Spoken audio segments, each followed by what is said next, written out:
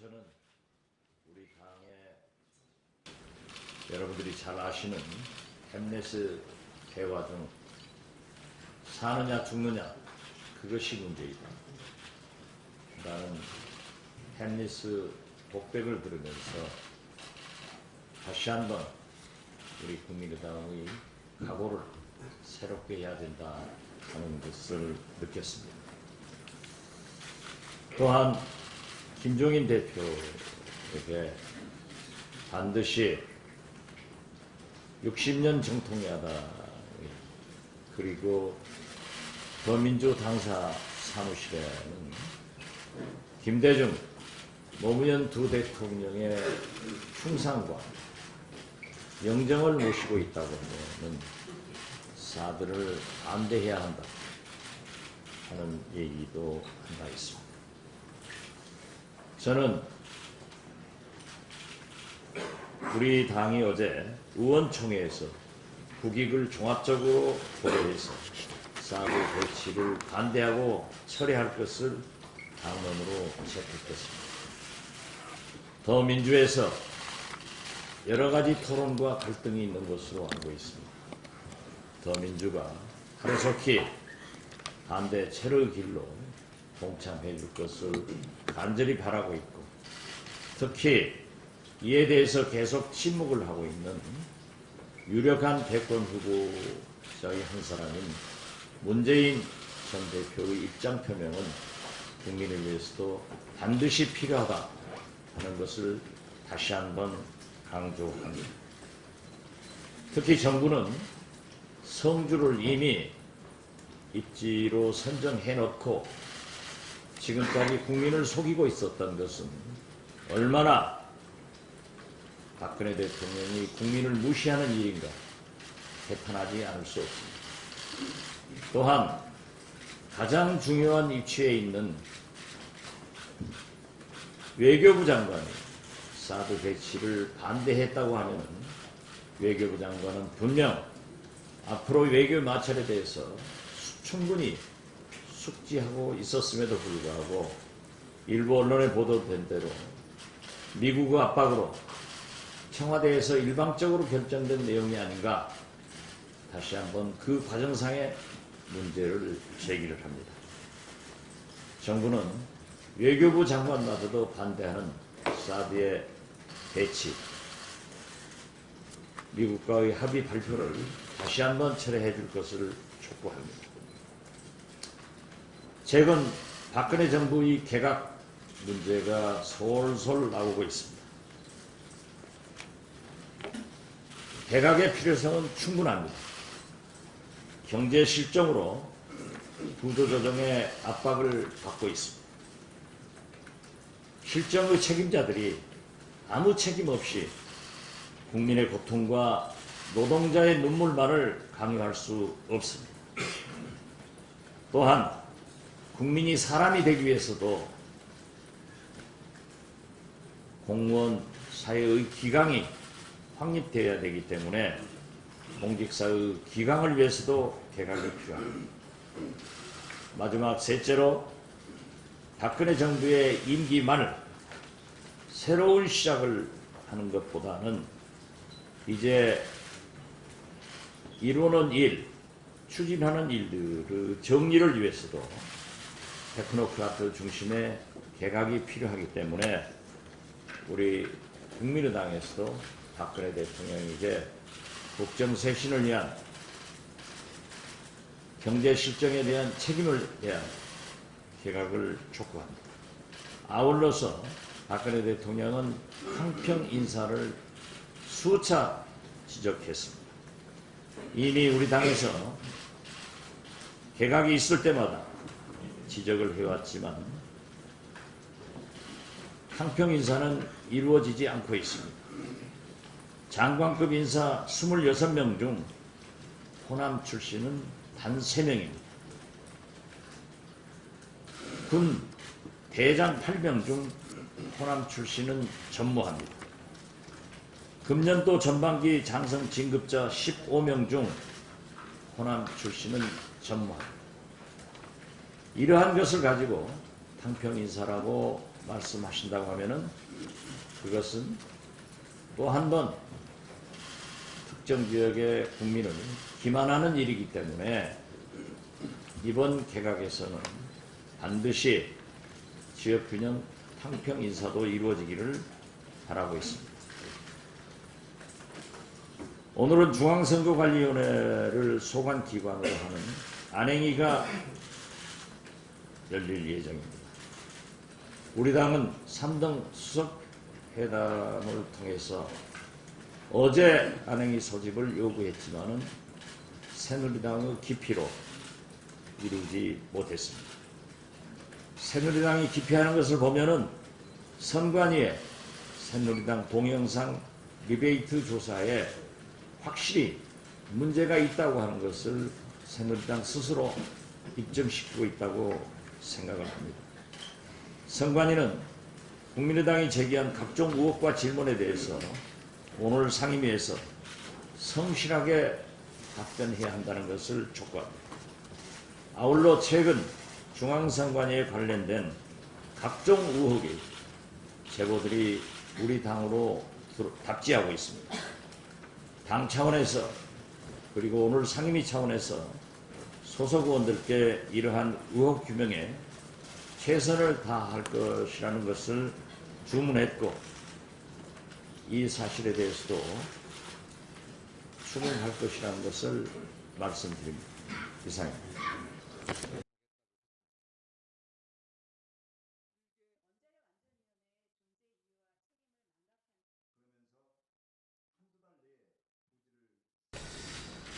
사드 배치가 경북 성주군으로 사실상 확정됐다고 합니다. 불과 일주일 전만 하더라도 아무것도 결정된 것 없다고 한 사드 배치가 이렇게 속전속결로 결정될 수가 있습니까? 사드 배치를 외교부도 적극 반대했다고 합니다. 국민들의 의견 수렴도 없이 또다시 박근혜 대통령의 독선적인 국정 운영의 전형을 보여주고 있습니다.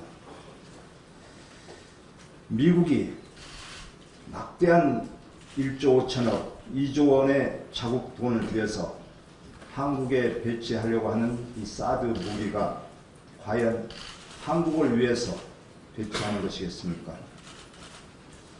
민주정부라면 국가의 안전 보장에 관한 중요한 결정은 반드시 국회의 동의를 받으라는 헌법 정신을 따라야 합니다.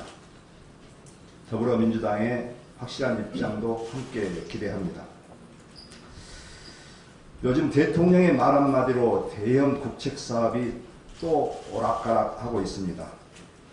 2조 원 이상의 사업비가 투입되는 춘천 속초간 동서고속화철도 건설 사업을 지난 6일 유일호 부총리가 민자로 투자하겠다고 발표했습니다. 그 다음 날 바로 대통령이 이 사업은 새로운 성장 동력이 될 것이다 라고 언급하자마자 2조 원짜리 민자 추진 사업이 정부 재정사업으로 바뀌었습니다. 이것뿐만 아닙니다. 또 대구공항의 경우는 민간과 군공항을 통합해서 이전한 것은 경제성이 없기 때문에 분리 이전하려고 했던 계획이 엊그저께 대통령의 말 한마디에 또다시 통합 이전으로 결정을 했습니다. 그러면서 한두 달 내에 부지를 선정하라고 지시하니까 하루 만에 즉시 TF가 구성되고 금주 내에 1차 회의가 열립니다. 그야말로 속전속결입니다. 7조 5천억 원의 사업비가 들어가는 초대형 국책 사업을 졸속 추진함으로써 또다시 새로운 갈등과 낭비, 혼란을 초래할 가능성이 높아졌습니다. 민심 달래기용 선물 보따리를 우는 아이 달래듯 추진하고 있습니다. 신중한 검토도 없이 대통령의 말 한마디에 있던 사업이 없어지고 없던 사업이 갑자기 생기는 도깨비 방망이식 추진이 되어서는 안 될 것입니다. 지금 이달 말 추경을 앞두고 있습니다.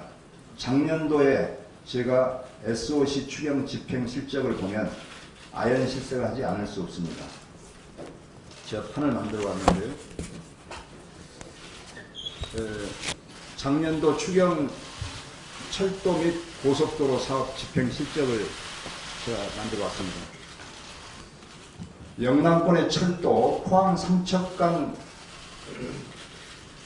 철도 사업은 본예산에 4,540억 원이 편성되어 있었습니다. 근데 추경에 작년 추경에 500억을 증액했습니다. 그런데 실집행액은 본예산의 절반도 안 되는 2,061억밖에 집행이 안 됐습니다.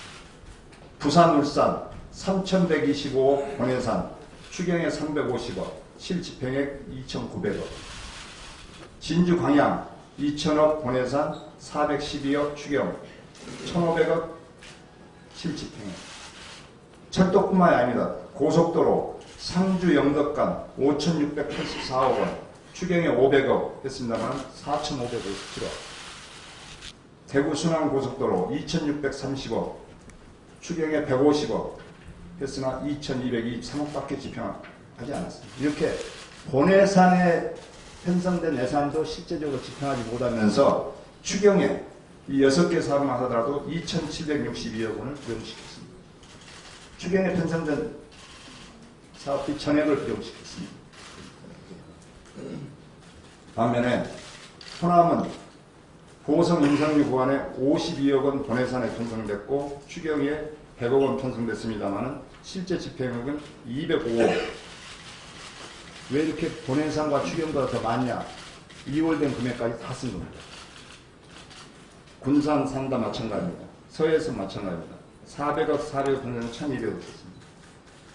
우연의 일치인지는 모르겠습니다. 이렇게 불균형하고 추경이 이렇게 전액을 불용시켜가면서 편성할 것은 아니라고 봅니다.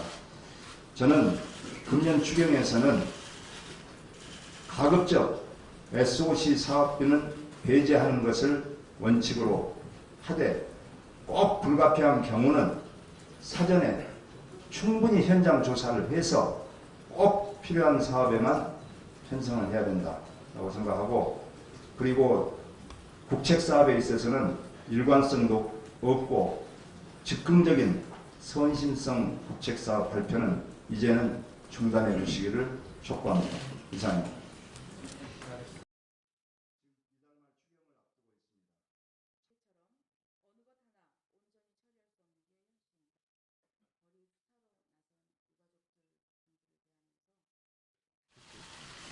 얼마 전 정부 종합정부사 앞에서 열린 세월호 특별법 개정 촉구 집회에 참석한 적이 있습니다. 눈에 넣어도 아프지 않을 소중한 자식을 잃고 거리 투사로 나선 유가족들을 대하면서 가슴이 아팠습니다. 이분들의 눈물을 닦아드리는데 국민의당이 앞장설 것입니다.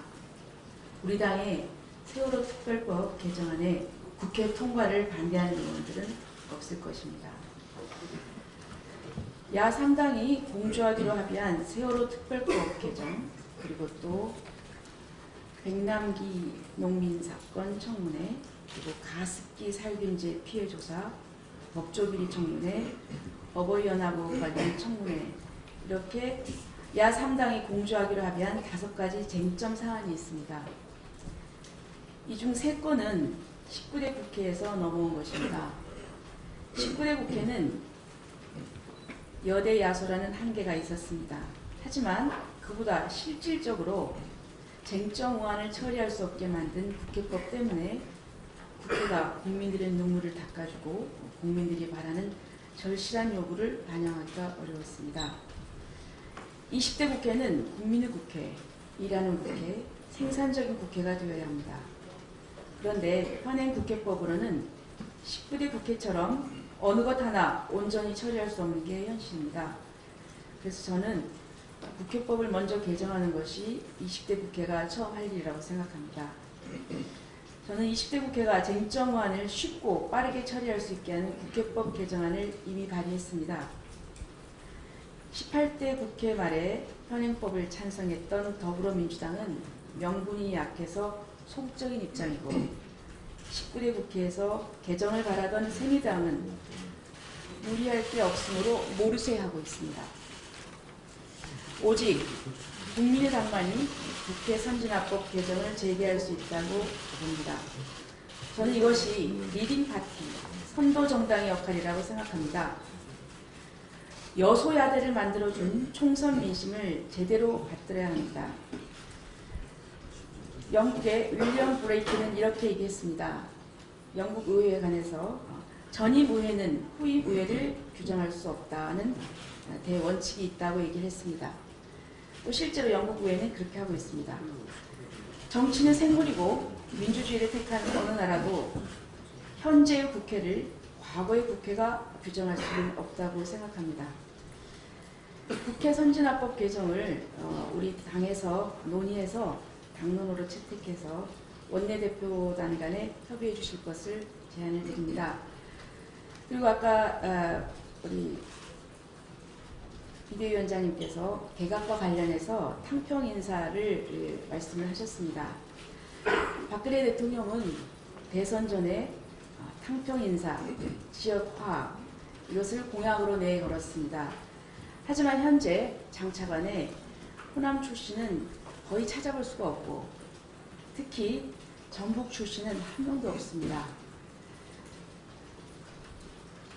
대선 때 공약했던 것 제발 지키시고 그리고 또 정말 국가의 지도자라고 하면은 이런 큰 틀에서 탕평 인사를 해야 된다고 생각합니다. 이상입니다. 지난 5월 7일 경기도 광주에서 셰프를 꿈꾸면서 한 프랜차이즈 외식업체에 근무하던 19세 김군이 스스로 목숨을 끊었습니다. 이 보도에 따르면요, 김군은 특성하고 3학년이었던 지난해 12월 7일 경기도 성남시 분당의 한 외식업체에 조기 취업했으며 김군의 전공인 인터넷 쇼핑몰 쪽과는 다른 분야였습니다. 자격증을 5개를 땄는데도 좀처럼 일자리가 나질 않아서 어쩔 수 없이 선택한 길이었다고 합니다. 당시 김군은 외식업체의 양식부 막내로서 수프 끓이기의 업무를 담당했다고 합니다. 현장 실습 시간을 하루 8시간으로 표준 협약서를 작성했지만 업체와는 하루 11시간 미만의 근로를 한다는 별도의 근로계약서를 써야 했다고 하며 또 이마저도 지켜지지 않아서 131일간 근무를 하며 하루 11시간 미만으로 일한 날이 없었고 원래 마른 편이었던 김군은 48kg까지 빠졌다고 합니다. 현장 실습 기간 2달 동안 학교와 교육청은 김군의 노동 환경에 대해서 형식적인 점검만 했고 이 같은 사실을 어떠한 언론도 문제 제기를 하지는 않았습니다. 이 착취에 가까운 노동 환경과 인권 유린 등 특성화고 현장 실습 문제는 우리 사회에 만연합니다. 지금이라도 학교와 사건 처리를 맡은 경찰이 진상 파악 후에 이 억울한 죽음이 되지 않도록 해야 합니다. 얼마 전에 또 같은 나이에 유명한 달리엔 스크린도 사망자, 노동자가 있으셨죠. 우리 미래 세대의 주역이 우리 청년들이 어이없이 죽음으로 몰아가는 일은 없도록 해야 할 것 같습니다. 청년들이 희망을 가질 수 있는 대한민국을 만들어야 할 것 같습니다. 우리 당에서도 이 같은 여러 문제, 그리고 또 현장 실습 문제가 재발되지 않도록 적극 대응이 필요할 것 같습니다. 이와 함께 어저께까지도 내년도 최저임금 인상안을 놓고 노동계와 경영계 관련 단체들이 저마다 인상과 동결을 주장하면서 팽팽한 신경전을 벌이고 있습니다.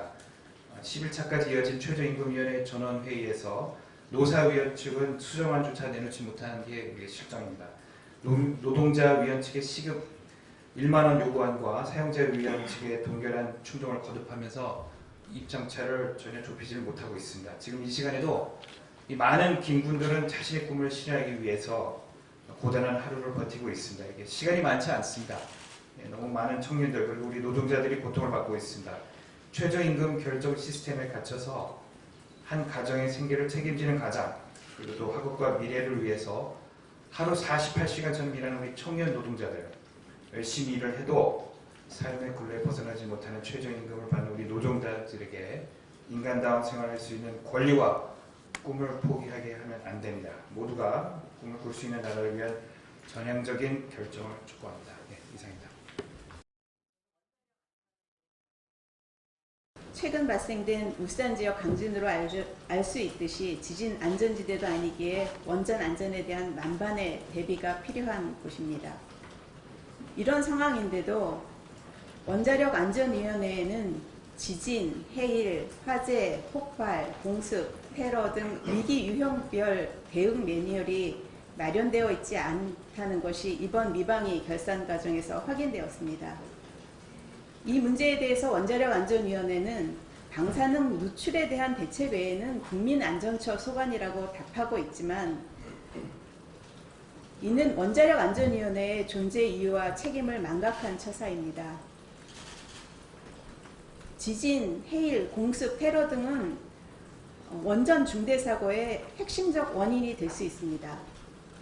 방사능이 누출된 이후의 조치도 중요하지만 그보다는 어떠한 상황에서도 방사능 누출까지 가지 않도록 미리 대비하는 것이 더 중요하기 때문에 각 상황에 대비한 구체적인 대응 매뉴얼이 있어야 하는 것이 상식입니다. 원자력안전위원회가 국민 원자력 안전 책임 기관으로서의 자각이 있다면 하루속히 지진, 해일 등에 대한 자연재해 위기 관리 매뉴얼은 물론이고 아울러 화재나 폭발, 테러, 공습, 핵물질 탈취 등 인위적인 사고에까지 대비할 수 있는 모의 훈련 계획, 실행을 포함한 실질적 대응 매뉴얼을 신속하게 만들어서 운영해야 할 것입니다. 이상입니다.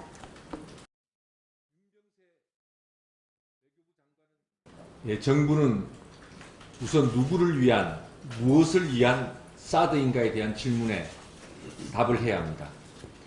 어제 국회 예결위 질의에서 한민구 국방장관은 황당한 답변을 했습니다.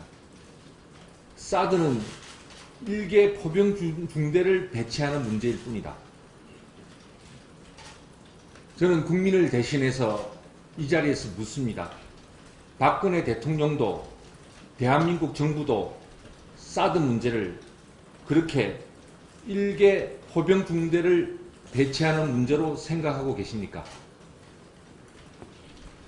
박근혜 대통령은 지난 1월 안보와 국익을 위해 사드 배치 여부를 결정하겠다고 했습니다. 일개 포대를 배치하는 일이라고 한다면, 그러한 한민구 국방장관의 주장이 정부의 입장이라고 한다면 우리의 국익에서 외교적 관계와 경제적 이익, 통일에 대한 기여는 어떻게 고려된 것인지 국민은 궁금해하고 불안해하고 있습니다. 저는 또 묻습니다. 외교부 장관, 통일부 장관, 경제부처 장관 등과 사드 배치와 관련하여 언제 어떤 논의와 의사결정을 했는지 국민들은 궁금해합니다. 밝혀주셔야 됩니다. 국가안전보장회의나 국무회의에서의 논의나 의결은 있었는지, 과연 그 자리에서 국익을 종합적으로 고려하는 토론은 있었는지 국민은 궁금해합니다. 밝혀주셔야 됩니다. 박근혜 대통령은 대선 공약 때 이렇게 말했습니다. 미국 및 중국과 조화롭고 협력적인 관계를 유지하고 한중 관계를 전략적 협력 동반자 관계로 업그레이드 한다는 공약이었습니다. 이 공약은 과연 어떻게 되는 것인지 국민들은 궁금해하고 있습니다. 답해야 합니다. 사드 배치 결정이 이루어지는 그 시점, 윤병세 외교부 장관은 쇼핑을 하고 있었습니다. 윤병세 장관의 사드 배치 반대 주장이 번번이 있었고 또 묵살됐다는 보도도 있습니다.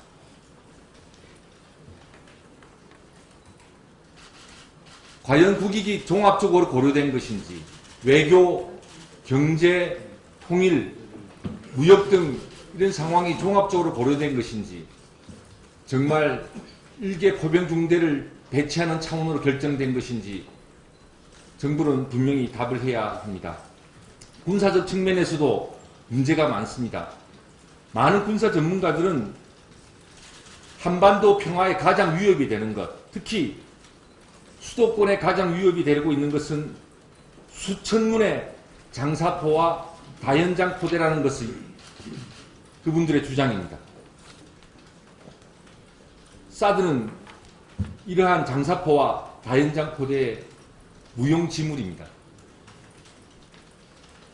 수도권의 많은 국민들의 생명과 재산을 사드는 북한의 장사포와 다연장 포대의 위협으로부터 지켜낼 수가 없습니다. 사드는 미국의 미사일 방어 체제, 즉 MD 체계의 일부입니다. 김관진 국가안보실장은 국방부 장관 시절 2013년 10월 16일 기자간담회에서 이렇게 말한 적이 있습니다. 우리는 분명히 미국의 미사일 방어 체제에 가입하지 않는다.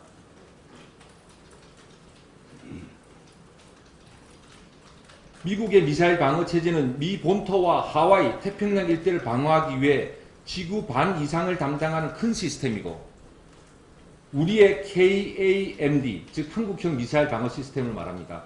우리의 KAMD는 북한 미사일을 대비해 요격하는 시스템을 갖추는 것이다.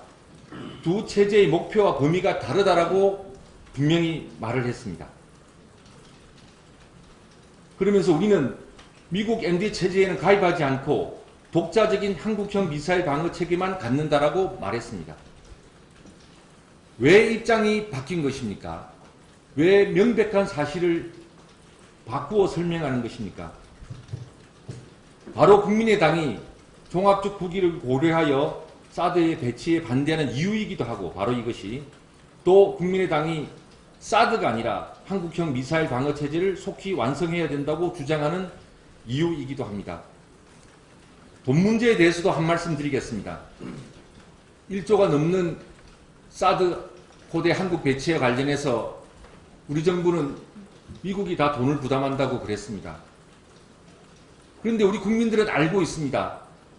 해마다 미군 방위비의 절반인 9천억 정도, 1조가량 정도를 우리 정부의 예산으로 방위비 분담금으로 주고 있다는 사실을, 뿐만 아니라 2013년 통계로만으로도 그 분담금 중에 미군이 쓰지 않고 쌓아놓은 금액만 7,300여억 원이라는 사실을 알고 있습니다. 이 금액은 아마 지금쯤이면 더 늘었을 수가 있습니다.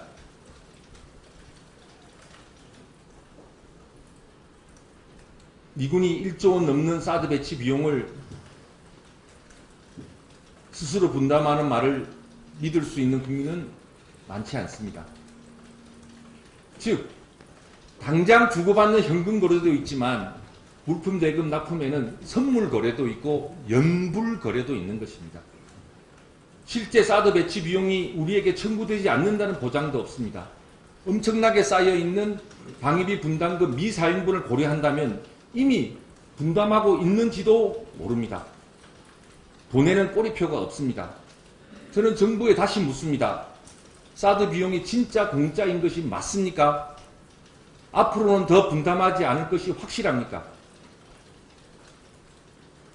이토록 돈도 들어가고 새로운 부지도 제공되는 일, 바로 국회 비준 동의 대상입니다. 성주에는 지금 주한미군 기지가 아닙니다. 성주는 한국군 미사일 기지입니다. 만약에 성주로 결정된다면 새로운 미군 기지가 되는 것입니다. 다시 한번 말씀드립니다. 돈도 들어가고 새로운 부지도 제공되는 일, 바로 국회 비준 동의 대상입니다. 국민의당은 그저 단편적으로 반대다 찬성이다 논의를 하는 것이 아닙니다.